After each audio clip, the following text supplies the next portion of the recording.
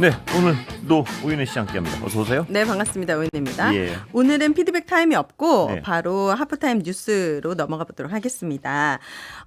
조금 무거운 뉴스를 전하게 되었어요. 최근 많은 분들을 충격에 빠뜨린 살인 사건이 발생을 했죠. 오늘도 후속 보도들이 나왔는데 지난 6일 월요일입니다. 서울 강남역 인근 건물 옥상에서 발생한 살인 사건인데 많은 분들이 보셨겠지만 혹시 사건을 모르는 분들을 위해서 간단히 설명을 해드리면 피의자 A씨가 지난 6일 오후 5시에 강남역 인근 건물 옥상으로 이제 동갑내기 대학생 여자친구 B씨를 불러냈어요.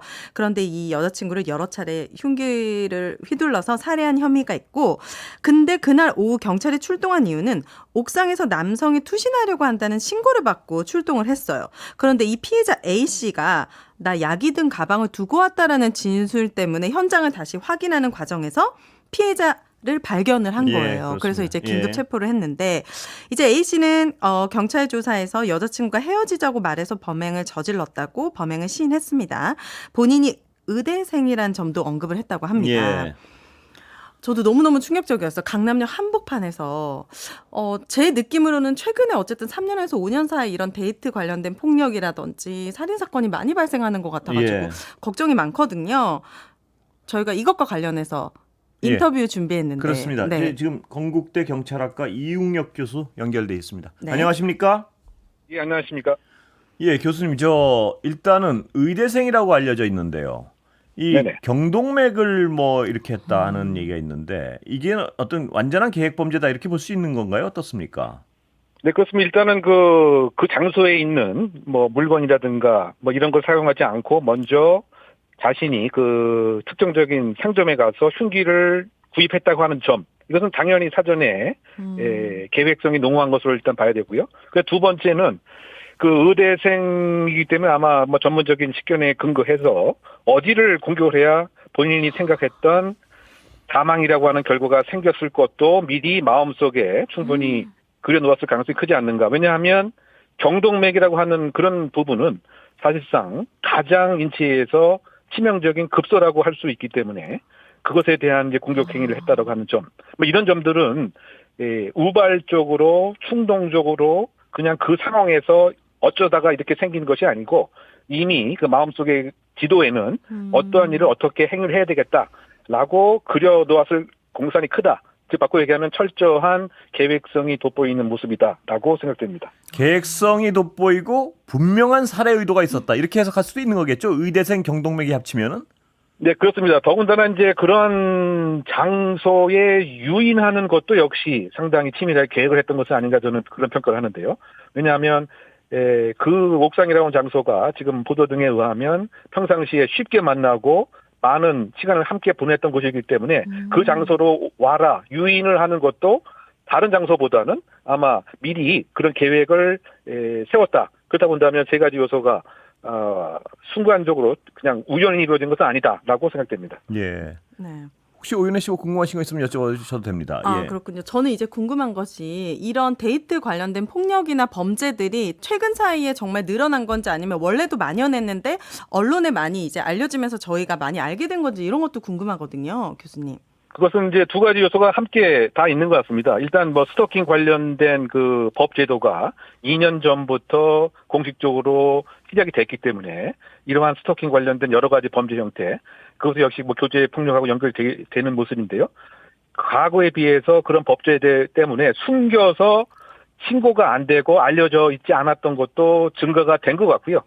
또 한편으로는 실제에 있어서 지금 남성성을 더 우선시 두고 본인이 생각하는 그러한 주의 주장 여성에 대한 요구가 제대로 실행이 안 됐을 때 이것을 그대로 통제하거나 이별선언 등을 스스로 받아들이거나 이러지 못하는 그러한 이제 성향들도 지금 많이 좀 생겼던 것도 아니겠느냐.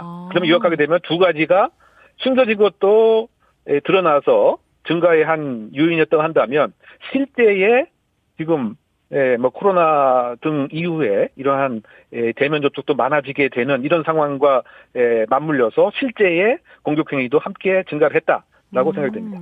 이 피의자가요, 여자친구와 헤어지자고 말해서 범행을 저질렀다. 헤어지자 그런다고 살해를 결심했다. 이 심리를 특히나 이 의대생이고 네네. 이 사회에서 굉장히 어떤 인정받는 직업을 가질 가능성이 많은 젊은 사람이고요. 그런데 이런 어떤 이 범행의 심리적 동기를 어떻게 해석하십니까? 그러니까 일반적으로 지금 뭐 교제 폭력이 살해로 끝나거나 또 스토커로 이렇게 나쁜 면에서 진화 발전해서 극단적인 사망이란 결과가 생기는 그런 그 공통적인 그 심리 그 기제는 예를 들면 처음에 일정한 요구를 하고 계속 구애 행위를 하거나 또는 이별 선언에 대해서 다시 원래대로 바꾸려고 하는 이런 노력들을 많이 하는데 그것이 실패되면 본인에 대한 자긍심에 엄청난 손상이 되는 거죠. 그러면 이것을 회복시키고 다시 응징을 해야 되겠다라고 하는 즉 적과 아와 피아의 이런 심리 기제가 생기기 때문에 그런 경우는 극단적인 공격 행위가 일반적으로 생기게 됩니다. 심지어 그 피해 여성의 예를 들면 애완동물이라든가 피해 여성과 관련된 가족이라든가 이런 사람도 결국은 이제 적이 돼서 극단적인 공격 행위를 하고 나는 나 역시 극단적인 선택을 하겠다. 즉 구체적으로 표현하면 타살 후 극단적 선택. 이것이 이제 일반적인 패턴으로 알려져 있는데요. 아마 이번 그 사안도 이별이라고 하는 것에 있어서 받아들이지 못하고 그것을 다시 회복시키려고 하는 과정에서 예를 들면 본인 당사자가 생각할 때 인격적인 모멸 또는 자긍심에 대한 엄청난 손상 그리고 내가 투자한 여러 가지 감정적인 노력에 대한 배반 그러다 본다면 나는 이것을 반드시 보복하고 응징하겠다라고 하는 상태가 되기 때문에 이른바 이별살인이라고 하는 극단적인 결과가 생기는 과정입니다. 그런데 이 자긍심 손상이라고 말씀하신 부분이 좀 눈에 띄는데요. 이게 본인이 의대생이고 뭐 수능 만점자다 뭐 이런 어떤 허황된 자긍심이 여기에 어떤 영향을 끼쳤다고 보십니까? 그 두 가지가 함께 있습니다. 일단은 예. 가장 근본적인 거는 이제 남성 지향적 사고를 먼저 갖는 것이죠. 예. 즉 피해 여성을 내가 완전히 통제를 하는데 이것을 감히 거슬러 그러면 그것을 용납하지 못해.